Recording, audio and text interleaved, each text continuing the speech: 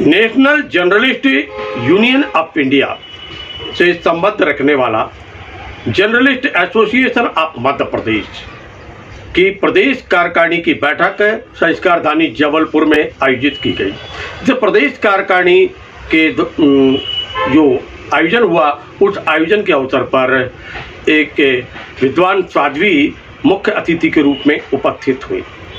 वहीं national journalist union of India के प्रदेश के महासचिव सुरेश शर्मा, उपाध्यक्ष रविंद्र वाजपेयी, मध्य प्रदेश के वरिष्ठ पत्रकार और जंप के अध्यक्ष डॉक्टर शुक्ला और अन्य पदाधिकारियों की उपस्थिति रही। इस अवसर पर क्षेत्र के राज्यसभा सांसद और विधायकों की भी उपस्थिति रही। इस अवसर पर जहां एक सामान्य सभा की बैठक हुई, तो वहीं प्रदेश कार्य समिति की भी बैठक का आयोजन किया गया, जिसमें मध्य प्रदेश सरकार के द्वारा जो निर्णय लिए गए, जो journalist association of Madhya Pradesh के द्वारा जो मांग की गई थी, उसकी पूरा होने पर जो कार्यक्रम हुआ वह पूरा हो गया। उसके लिए धन्यवाद ज्ञापित किया गया मध्य प्रदेश के मुख्यमंत्री शिवराज सिंह चौहान का। ज्ञात हो कि national journalist union of India के राष्ट्रीय महासचिव सुरेश शर्मा के द्वारा प्रदेश के मुख्यमंत्री शिवराज सिंह चौहान को यह याद दिलाया गया था कि आपने एक बात भूली है अपनी घोषणाओं के दौरान, और वह है पत्रकार सुरक्षा कानून की। तो प्रदेश के मुख्यमंत्री शिवराज सिंह चौहान ने फिर से मंच पर जाकर अपनी गलती को माना था और कहा कि हम पत्रकार सुरक्षा कानून का गठन करेंगे, बनाएंगे, उसको नियम बनाने जा रहे हैं। और वहीं मांग थी कि 25,000 रुपये श्रद्धा निधि हो। मध्य प्रदेश सरकार ने 10,000 से बढ़ाकर 20,000 कर दी। इसके लिए भी धन्यवाद ज्ञापित किया गया। वहीं वर्तमान की पत्रकारिता को लेकर चिंतन मनन भी किया गया, संदेश भी था, संकेत भी था।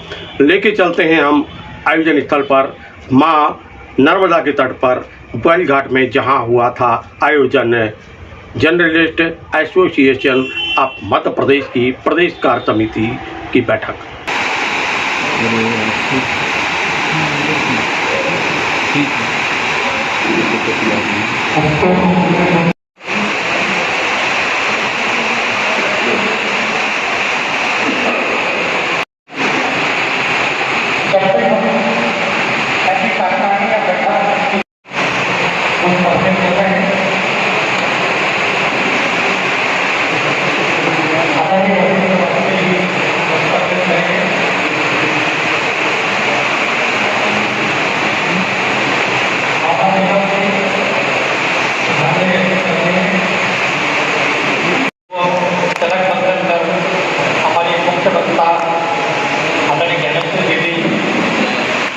स्वागत करें। हम पुस्तकों की शरद अग्रवाल जी हमारे बीच में बैठे हैं।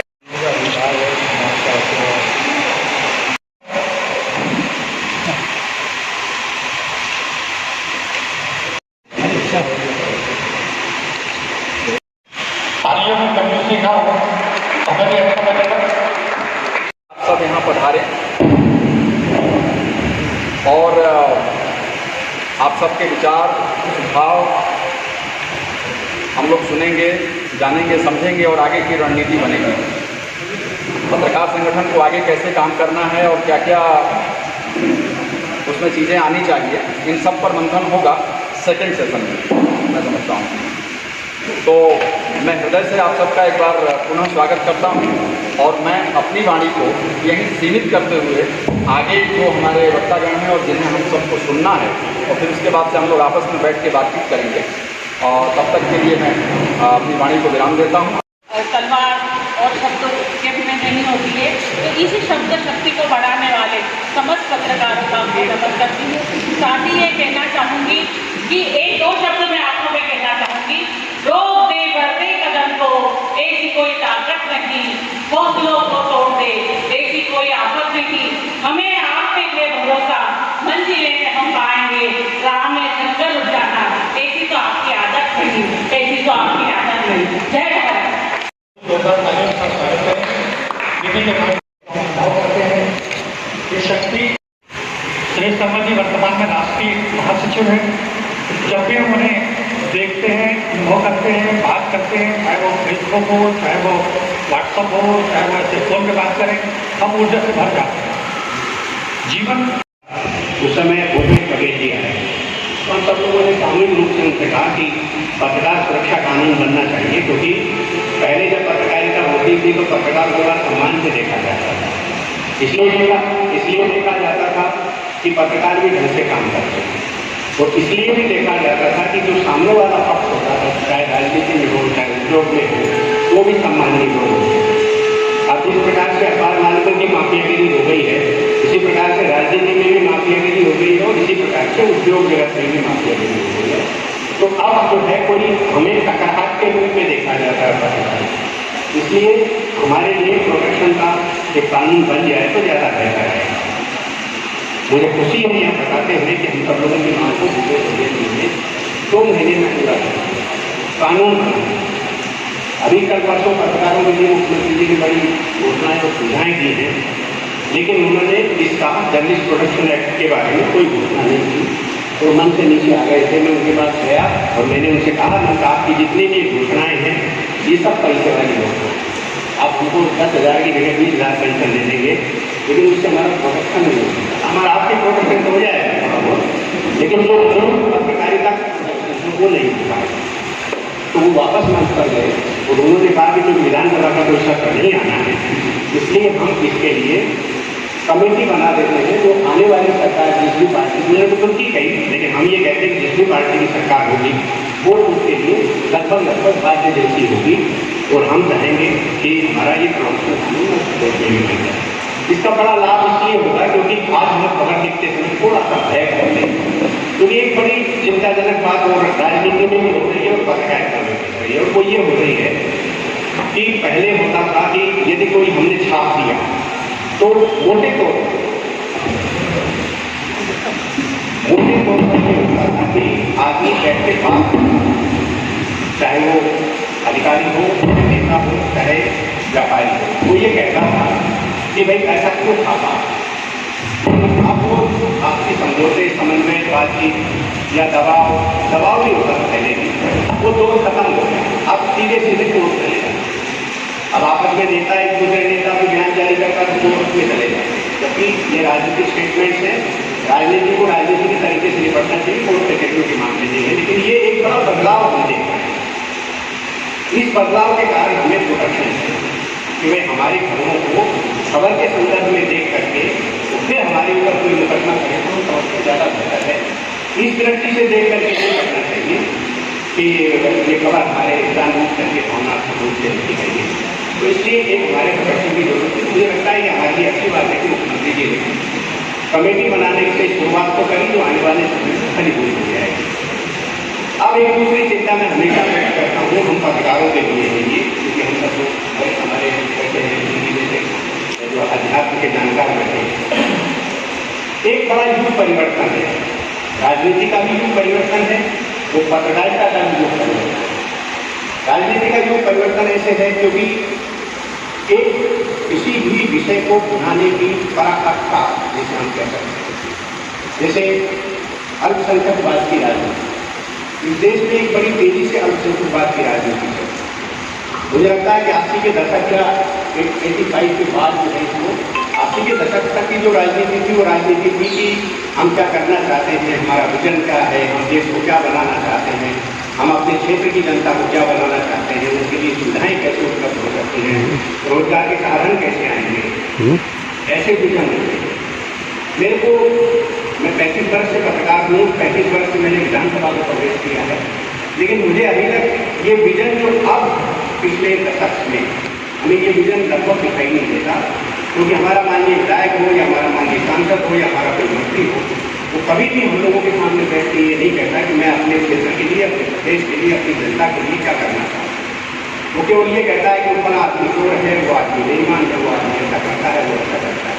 यानी केवल हम व्यक्तिगत आलोचनाओं पर आकर के टिक गए, ये देश की राजनीति को रोक कर सकते हैं, कोई अच्छे बात नहीं। यही स्थिति पत्रकारिता की, केवल आत्मावलोकन भी हमें करना चाहिए। और वो ये है कि पहले हमारे सामने जब भी, मुझे वो इजराइल के ज़माना याद है जब मैं उस समय पत्रकार था, कि यदि कोई समझौता होता था तब उसका एक प्रेस नोट जारी होता था। यदि कोई राजनीतिक विवाद हो जाता था तो उसके ऊपर एक पार्टियों की ओर से या सरकार की ओर से प्रेस नोट जारी होता था कि ये हुआ है निर्णय, पर हमारे साथ ये देखना था। आज हम जितने भी पत्रकार बैठे हैं उन्हें अवलोकन करना चाहिए कि क्या प्रधानमंत्री जी या राहुल गांधी जी या कोई मुख्यमंत्री जी या कमल गांधी पर क्या आप लोगों को आपको कोई ऐड करता है क्या? आपको ट्वीट जो मिलता है वो किसी आज तक को, भास्कर को या अन्य बड़े अखबार को, मेरा थोड़ी जीवन को थोड़ा पड़ता है, लेकिन किसी बड़े को चेक करता है ठीक है। यानी कि आपकी कोई मार्केट नहीं है और आप उसके बावजूद भी वो मेला उठा के घूमते हैं। मैं बहुत चिंता व्यक्त करता हूँ पूरे देश भर में, जब आपको कोई खबर कह ही नहीं रहा है, आपको टेक ही नहीं की गई, तो आप उस ट्वीट को उठा के खेलते क्यों? बंद कर दिया। जब तक आपको कोई हिम्मत नहीं है और आप वो काम कर रहे हैं जिसमें कोई कंस्ट्रक्शन नहीं है, कोई निर्माणात्मक नहीं है, कोई ऐसी व्यवस्था नहीं है जिस व्यवस्था के अंतर्गत आप देश को, प्रदेश को, व्यक्ति को, समाज को कुछ दे रहे हैं। यदि मान लो नरेंद्र मोदी जी ने राहुल गांधी के बारे में बोला, उससे देश का निर्माण कहाँ होगा, लेकिन हम किसको कहते हैं? क्योंकि नेगेटिविटी से हमारा टीआरपी और हमारी बात निकल रही है। और पत्रकारिता का सबसे बड़ा विनाश जब हुआ है जब आपने टीआरपी और पाठक संख्या की तरफ देखना था। हमारे ज़माने में भाई आपको हमने देखा खबर की गुणवत्ता होती है। हम सब लोगों के एडिटर ये कहा करते थे कि आप जो है इसको क्या कर रहे हैं, ये कैसी खबर बनाई, इसको ऐसा बनाइए, इससे ये नुकसान होगा, ये होगा। हमारे जैक्सन बोलती थे स्वदेश इंदौर से छिपा है, स्वदेश में एक बार दंगा हो गया, मतलब इंदौर में दंगा हो गया, तो स्वदेश को कलेक्टर ने बुलाया कि आप क्या खबर छाप रहे हैं? बोले का बताइए, तो आप सुबह खबर छापोगे क्योंकि आप राष्ट्रवादी हो और ये दंगा और बढ़ जाएगा, तो इसलिए क्या आप 2 दिन के लिए नहीं छाप सकते, रोक सकते इस बात? तो तय हुआ कि हम 2 दिन तक इस खबर को इस रूप में छापेंगे जैसा प्रशासन चाहता है। ये पत्रकारिता की एक चलेगी क्योंकि हम समाज के लिए काम करते हैं, और जब हम समाज के लिए काम करते हैं तो हमारे समाज के ऊपर दायित्व रखते हैं, हमारा ध्यान रखते हैं। आज हमारा समाज के ऊपर दायित्व ऐसा नहीं, हमारे मीटिंग में थे, उन्होंने कहा हमसे कि पत्रकारिता का जो सबसे बड़ा लॉस हमें दिखाई दे रहा है उसका इसलिए दिखाई दे रहा है कि जन सरोकार से, जन सरोकार का अभिप्राय सीधे सीधे ये है कि हम जो खबर बना रहे हैं वो खबर, उसका लाभ जनता को होना चाहिए, किसी नेता को हो या ना हो, किसी राजनीतिक पार्टी को हो ना हो, जनता को उसका लाभ होना चाहिए, तब जन सरोकार की खबर है। और ये हमारी रिस्पॉन्सिबिलिटी क्यों है जन सरोकार की? क्योंकि आज हमारे बीच में यदि हम न्यायपालिका को देखते हैं उसे प्रोटेक्शन मिला, कोर्ट ऑफ कंटेम्प्ट का कोई भी बोलेगा इमीडिएट उड़ा देते हैं, और आजकल तो कुछ ज़्यादा ही मिला है। और आजकल तो न्यायपालिका शायद ऐसा लगता है कि इस देश की सर्वोच्च संस्था हो गई, और कई बार ये भी लगता है कि न्यायपालिका वो काम कर रही है जो उसको करना ही नहीं, वो न्याय के अलावा सारे काम कर रहे हैं, तो उसको कौन रोकेगा? रुकने नहीं रोके, क्योंकि राजनेता अपने आप में इतने जो क्या कदम बात फंसे हैं, पत्रकारों को उठना पड़ेगा। मेरे उड़ीसा में अपने कार्यक्रम में बोला, मैंने कहा मैं आज चिंता में हूँ और मैं सारे देश भर के जो पत्रकार मेरे सामने आए उनको आह्वान करता हूँ कि आप कम से कम इस बात पर विचार करिए कि क्या देश की सर्वोच्च न्यायालय की संविधान पीठ संलग्न विभाग के लिए बैठे कि क्या होगा न्यायपालिका? भाई आप किसी उद्यम के लिए दिल्ली का अधिकृत वो जो अध्यादेश आया उसके लिए आपको संविधान की सफाई समझ में आती है कि भाई एक राज्य के बारे में केंद्र सरकार अतिक्रमण कर रहा है या नहीं कर रहा है, इस बारे में संविधान क्या है। 370 का मामला है, उसको आप संविधान पीठ के तहत ला करके ये तय कर सकते हैं कि इसके बारे में क्या हो रहा है, सही हो रहा है, गलत हो रहा है। संविधान की जो व्याख्या की गई है सरकार के द्वारा, वो संविधान निर्माण के समय से आज तक की परिस्थितियों में शायद है क्या समझ में आता है। लेकिन समझे कि विभाग के लिए संविधान पीठ बैठेगी, इसका मतलब ही ये है कि संविधान पीठ यानी कि न्यायपालिका अपने अधिकार का दुरुपयोग करेगी। कौन बोलेगा? मैं कहता हूँ मीडिया को बोलना चाहिए, ठीक है न्यायपालिका की मर्यादा है, उसकी बड़ी गरिमा है, प्रदान हम सब रखेंगे, लेकिन किसी भी संस्था को, चारों स्तंभों को हम पत्रकारिता ही ऐसी है जो बुलंद होने से हो सकते हैं। राजनीति को लिए आप बहुत देखते हो, ब्यूरोक्रेसी के लिए आप बहुत देखते हो, तो राजनीति को विशेषाधिकार कानून का, ब्यूरोक्रेसी को सरकारी कार्य में बाधा था, न्यायपालिका को कोर्ट ऑफ कंसर्न का जब अधिकार मिला हुआ तो आपके पास क्यों नहीं? आपके पास केवल इसलिए नहीं है क्योंकि आप संवैधानिक मान्यता से नहीं है, आप जन मान्यता से स्वतंत्र हैं। तो जब आप जन मान्यता से स्वतंत्र हैं तो आप जनता की मान्यता के अनुकूल बने रहना आपका दायित्व है। इसलिए आप जनता की बात पर ध्यान दीजिए। नेताजी आपको चाहे तो बुला रहे नहीं बुला रहे तो चिंता बिल्कुल छूटना चाहिए। मैं तो चाय पीने नहीं जाता, मैं तो भोजन करके बुला रहे वो नहीं जाता, सम्मान देता हूँ वो तो नहीं सकता। उसका कारण ये नहीं है कि मैं भोजन करना नहीं जानता, उसका कारण ये है कि हम पत्रकारिता उस रूप में नहीं देखते। ये दूसरी बात मैं पत्रकारिता के लिए है तो आप सब लोग सोचिए, देखिए व्यक्ति यदि बात आगे बढ़ाएगा तब ये समाज में जाएगी। और वो ये है कि आज जो ये हम माइक लेकर के खड़े हो रहे हैं, एक जमाना था कि आपको प्रेस कॉन्फ्रेंस के लिए सम्मान तो कराया जाता, आज आप बेसम्मान से दरवाजे के हाथ खड़े हुए हैं वो लेकर के आपको कोई नहीं पूछता, निकलते में आपको बाय बाय करके चला जाता है। तो आप अपने पतन के स्वरूप जिम्मेदार होने की बजाय आप उस दिशा में जाइए जहाँ से आपका सम्मान था। आप इस दिशा में नहीं जाएंगे, आपके लिए तकलीफ होगी। मुझे लगता है आने वाले समय में हम सब लोग तो राष्ट्रीय स्तर पर हम सब लोग इस विषय पर मंथन कर रहे हैं कि हम पत्रकारिता की स्थिति को कैसे सुधारें, देश में कैसे वापसी हम पत्रकारिता की कराएं। क्योंकि लोकतंत्र में रोता हुआ डरा हुआ पत्रकार लोकतंत्र की रक्षा नहीं कर सकता। और मैं आज दावे से आप सब लोगों के बीच में बच्चे भी कह रहा हूँ ये बात कि कभी भी आप राजनेताओं के भरोसे और ब्यूरोक्रेसी के भरोसे आप लोकतंत्र को सुरक्षित रखने की बात करते हैं, क्योंकि वो केवल चुनाव जीतने की योजना बनाते हैं, उन्हें कोई इस चीज से लेना देना। मुझे बताओ कि कोई राजनेता ऐसा हो जिस भी नाम को ले लीजिए आप, जो चुनाव हारने के दम पर संकट के कारण कोई बड़ा फैसला ले। मुझे नहीं लगता कि कोई नेता है, केवल आप लोग लेंगे। और मैं अंत में एक बात कह करके, क्योंकि बहुत भक्ति चली जा रही है बात, अंत में मैं एक बात कह रहा हूँ कि एक पत्रकार हमारे किसी कार्यक्रम में आए तो उन्होंने कहा कि एक न्यायाधीश महोदय मेरे मिलने से मिलना है, और आकर के उन्होंने कहा पत्रकारिता का बहुत पतन हो गया। तो उन्होंने कहा सर कैसे? उन्हें बहुत पतन हो गया है। आप एक आप लोगों के बारे में ये धारणा बन रही है, आप लोगों के बारे में उन्हें 10 साल है। तो उन पत्रकार महोदय ने उनसे कहा देखिए साहब आप मेरे घर आए, आपका सम्मान करता हूँ, आपकी बात बहुत बोलूँगा है, इसलिए पूछ सकते हैं। लेकिन मैं आपको एक छोटा सा उदाहरण देता हूँ। यदि कोई राजनेता बड़ा निर्णय लेता है, उसकी सुरक्षा कितनी जल्दी बढ़ा दी जाती है, कितने दिन तक बढ़ा दी जाती है। कोई न्यायाधीश राम मंदिर का फैसला करता मान लो तो जान करेगा, तब उसकी सुरक्षा कितने दिन बढ़ाई जाती है? तब तक जब तक वातावरण शांत नहीं हो जाए तब तक उसको एक प्रकार से कस्टडी में रखा जाएगा। कोई भी ब्यूरोक्रेट आज किसी बड़े बिल्डर या जो बिल्डिंग गिराती किया है तो वो ब्यूरोक्रेट कितने दिन तक पुलिस कस्टडी में रहता है। लेकिन क्या बहुत बड़े बड़े मुद्दे लिखने वाले ओकोर्स से लगाकर आज तक के सारे मुद्दे लिखने वाले कोई पत्रकार को आपने प्रोटेक्शन लेते हुए देखा? किसी ने घेरा डाला, वो दूसरे दिन अगले अंक की खबर देने के लिए फिर से सड़क पर मार्केट में होता है, लोगों के बीच बैठा होता है। यही उसकी विश्वसनीयता है और यही उसका जन सरोकार है। इसलिए जन सरोकार की तरफ जितना जल्दी हम लौटें, जितना जल्दी हम लौटने के लिए प्रेरित करें। समाज में एक कौम होती है जिसे जो है लीडर कहते हैं, नेता नहीं लीडर। लीडर वो होता है जिसमें सभी लोगों को सद्गुण की ओर ला करके अच्छे कार्यों में लगाने की क्षमता हो। इसलिए नहीं कि मैं मेरी उसकी बुराई कर दूँ, मैं दूसरी यूनियन की बुराई कर दूँ, ऐसा कर दूँ, इससे कोई काम नहीं करने वाला। आपके बारे में ये धारणा बनना चाहिए कि आप जो है इतना अच्छा दे रहे हैं जो सामने वाला भी नहीं दे पा रहा। जिसको हम स्पष्ट रूप से कहते हैं आपका अपना विजन होना चाहिए। आप अपने विजन के साथ वो जो लीडर है, यानी कि जो पत्रकारिता में यूनियन बनी है या अखबारों में संपादक लोग हैं, एडिटर यूनिट बनी है, ये सब बनी है, ये सब लोग मिल करके जब ये विचार करने लग जाएंगे, क्योंकि आपको सुन करके हम यूनियन में इसलिए लेके आए हैं कि आप तो सक्षम लोगों में से एक, और जब 100 सक्षम लोगों में से एक व्यक्ति को भी सामने आता है चुन करके, तो वो व्यक्ति 100 लोगों के पहले नंबर उसका है।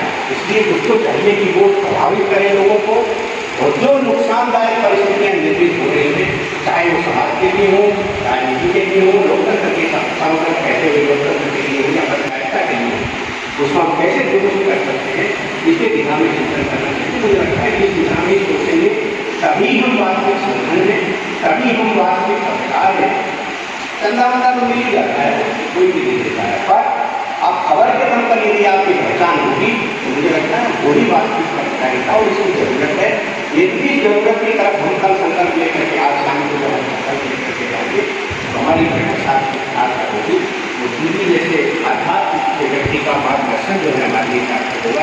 राजनेताओं का तो मार्गदर्शन हम लोगों को मिलता है, घटना बात मिलती रहती है, तो हमारा प्रभाव बन जाएगा। लेकिन फिर भी यदि अध्यात्म के लोग हमें कोई मार्गदर्शन देंगे तो हम उस मार्गदर्शन के बाद यदि हमारी सकारात्मक पत्रकारिता का प्रारंभ होगी तो मुझे लगता है ज़्यादा बेहतर होगा। आज ज़्यादा नंबर उद्देश्य था वो केवल इतना था कि आज पत्रकारिता ग्लैमर के पीछे आकर्षित होती जा रही है। हम ये चाहते हैं कि पत्रकारिता वापस गरिमा की ओर लौटे, और जब हम गरिमा की ओर लौटने की कोशिश करते हैं या उसका इरादा रखते हैं तो मुझे लगता है उसके लिए हमें सार्थक और सात्विक वातावरण होना चाहिए। और ये भी मैंने कहीं पढ़ा है कि किसी व्यक्ति के व्यक्तित्व पर, उसके जीवन पर दो चीज़ों का बड़ा असर पड़ता है। एक तो वंशानुक्रमण जो उसकी हेरिडिटी होती है, उसे हम वंश परंपरा कहते हैं। दूसरा होता है एनवायरमेंट, पर्यावरण, वातावरण जिसमें हम रहते हैं, काम करते हैं। तो मुझे लगता है कि आज की ये जो बैठक है इस परिसर में रखने के पीछे मेरा उद्देश्य केवल मात्र इतना था कि आप जिस परिसर में बैठे हैं ये कहने को एक विद्यालय है कि तो ये सरस्वती का मंदिर है, पूज्य गुरुदेव के सानिध्य में हम यहाँ हैं और दीदी के साथ मैं करीब 1.5 दशक से जुड़ा हुआ हूँ। और मैं ये कह सकता हूँ कि ऐसे व्यक्तित्व के साए में जब हम रहते हैं, उनके साथ काम करते हैं तो कहीं ना कहीं हमारी अपने जीवन की धारा भी जो है वो बदलती है, वो सही दिशा में जाती है। जैसा कि सुरेश जी ने कहा, भाई तरुण भी कह के गए कि आज पत्रकारिता को इस सही दिशा की जरूरत है, इस नेतृत्व तो जिस मार्गदर्शन की जरूरत है। तो मैं चाहता हूँ कि आज आदरणीय दीदी के माध्यम से हम सबको वो विचार मिलेंगे। मैं अत्यंत आदर के साथ बिना किसी औपचारिकता के दीदी को आमंत्रित करता हूँ कि अपने विचार।